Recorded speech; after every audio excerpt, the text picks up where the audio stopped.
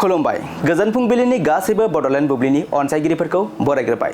दिनै 9 अक्ट'बर बृहस्पतिबारनि फानजामुथिखौ फरायथिनो लादों आं रबिन बसुमतारिया। फानजामुथिनि गिबियाव दं मेष राशि। नोंथाङा नखरनि फुजा बायदि फोरबोखौ होखांनायनि उनाव जै जागोन। मोजां सान। वृष राशि। माबाफोर जेंना जेंसि जानायनि जाउनाव नोंथाङा सोरजोंबा नागारलायनो हागौ।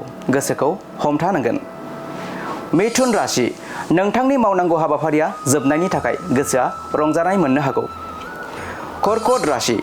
माबाफोर गोनांथार खामानि लाना नोंथाङा बहाबाफोर दावबायनांनो हागौ। सिंह राशि।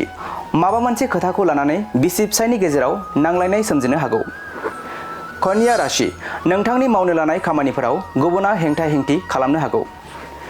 तुला राशि। नोंथाङा सोरनिबा अननायाव गोजोननाय मुवा बेसाद मोननो हागौ। खुसिनि सान। वृश्चिक राशि। बबेबा गिदिर खैफोदनिफ्राय नोंथाङा रैखाथि मोननो हागौ। सांग्राङै थानांगोन। धनु राशि। नोंथाङा नंखाय बाथ्रा बुंनायनि जाउनाव सोरजोंबा जेननांनो हागौ। सांग्राङै थानांगोन। मकर राशि।